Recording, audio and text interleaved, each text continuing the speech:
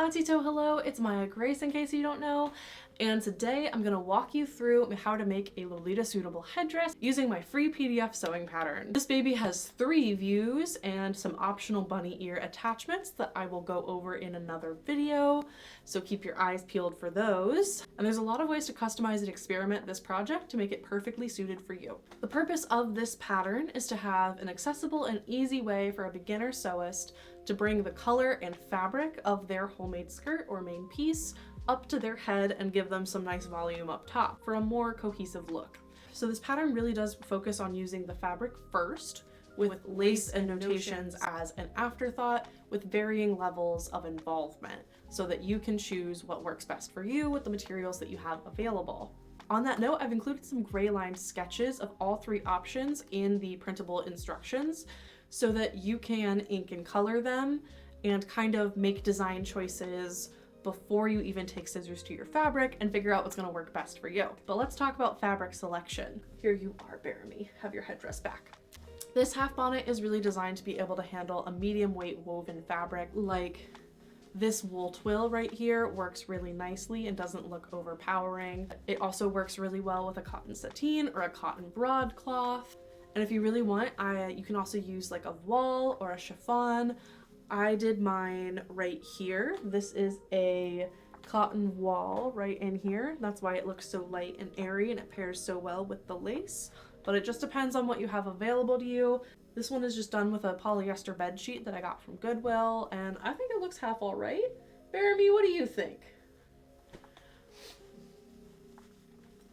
But one thing to keep in mind is that heavier fabrics are not going to gather down as well, and more lightweight fabrics are going to gather down super well.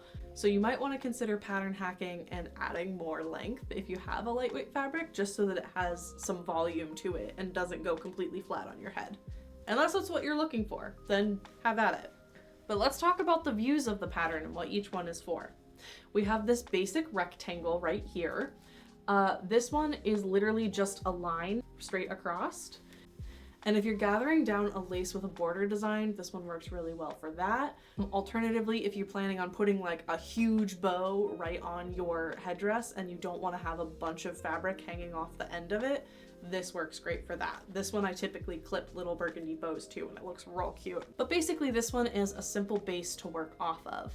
I say simple base, but I've covered it in like 50,000 yards of lace. The scallop view is also good for attaching things to, because if you put a little bow right there, it's a nice little canvas. It also looks really cute with like the little bunny ears because it's just a nice subtle tapering. But I think it looks really nice on its own, in my humble opinion.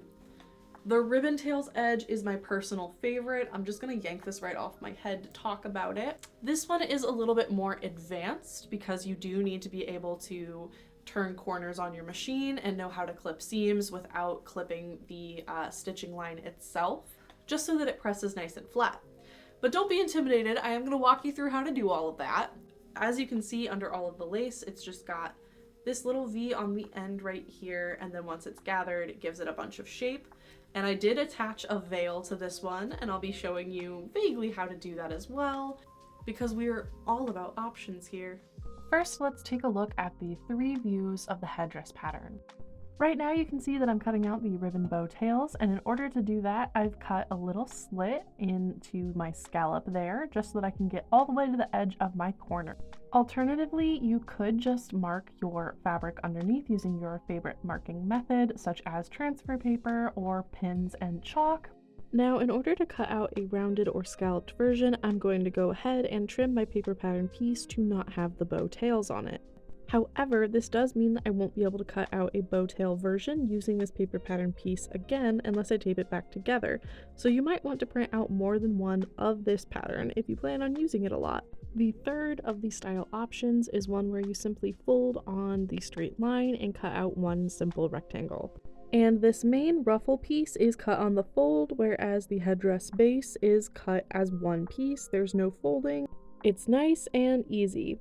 You can even opt to cut this pattern piece out of finished grosgrain ribbon as opposed to sewing it on your sewing machine and cutting it out of fabric. Just find a nice piece of grosgrain ribbon or satin ribbon that is the width of the 2 dotted lines in the center of the pattern piece.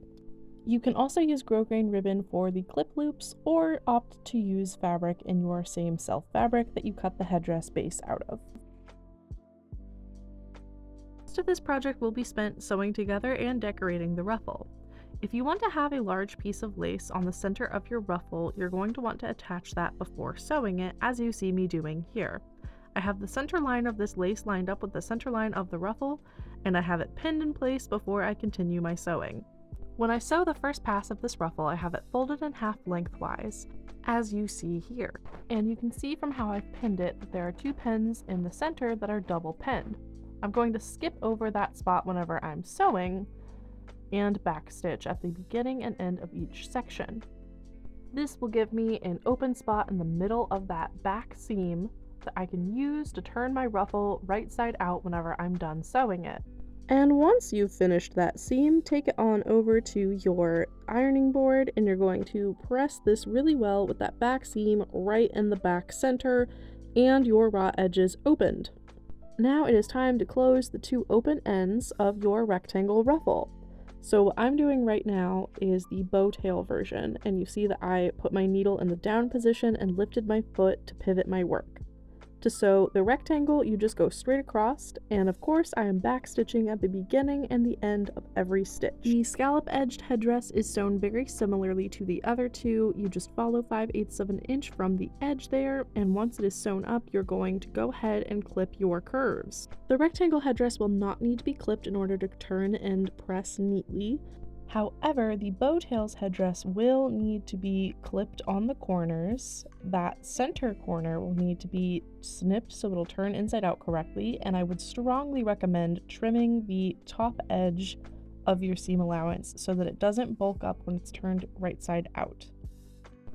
And in order to turn it right side out, you're going to go ahead and reach into that 1.5 inch hole that you left and pull the fabric through, and just continue to pull until it's all the way right side out. And then you're going to take it over to your ironing board and you're going to go ahead and press those seams nice and clean. The next step to get this pattern piece prepped to attach to the headdress base is to go ahead and ruffle it. Now I like to do 2 gathering stitches on my sewing machine. I do this by setting my stitch length to the longest one possible and then pulling on the bobbin thread. But it's also possible to do this with hand-stitched gathers, and a lot of people think those turn out nicer, but it is a matter of preference. But before we can sew our headdress ruffle to our headdress band, we have to make the band. Let's start with the little clip loops. You're going to fold those in half lengthwise and send them through the machine. Turn them right side out and give them a good press with the seam towards the back. Next, go ahead and turn the open ends under twice and press those into place. When you're done, check your work using the guidelines on the pattern piece. Set these aside for now, and let's move on to the headdress base. Start on the short edge and start your stitch with a back stitch heading towards the folded end of your headdress base. With the needle in the down position, go ahead and turn your work and sew along the long edge until you come to the middle of the headdress base, at which point you're going to back stitch and then go ahead, lift your needle and start another back stitch 1.5 inches along before continuing and doing everything that you just did on the first half in reverse, remembering of course to put the needle in the down position to pivot your work and backstitch at the end of everything. Before turning the headdress base right sides out, be sure to clip that corner, and now you're going to give it a really good press before continuing. To ensure a uniform ruffle, be sure to be careful and take your time while gathering. Stroke your gathers and make sure that they're evenly spaced, and be sure to use your headdress base to measure your gathers and make sure that the gathered section is going to fit cleanly underneath your headdress base, or alternatively the piece of grosgrain ribbon that you cut to fit. The purpose of this pattern piece is to give you something to attach all of your pieces to.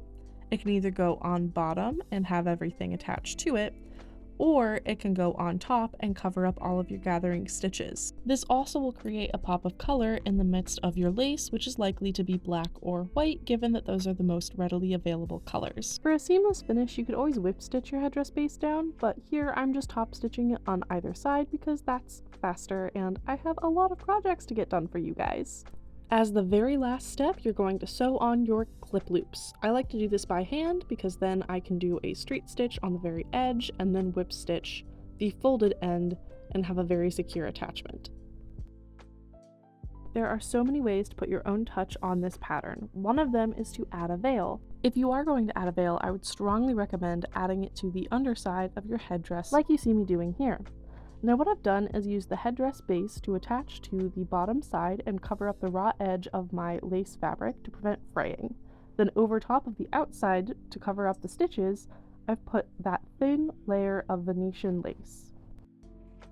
But let's talk about frills of lace. Here you see me setting up box pleats in this lace. You could also do box pleats with pinked fabric for a rococo look, or just plain ribbon. Once you have your pleats in place, you're going to go ahead and do a gathering stitch and gather that down. Be sure to remove your pins as you go. I usually would recommend for gathering stitches that you remove them before continuing, but with this pattern, your gathering stitches usually wind up getting covered with either lace or the headdress bow base, so it's not very important. For the last decoration style, I wanted to show the most bare bones and basic way that you could do it. So I took some basic beading lace and some satin ribbon that you could get at any craft store and use those to cover the top.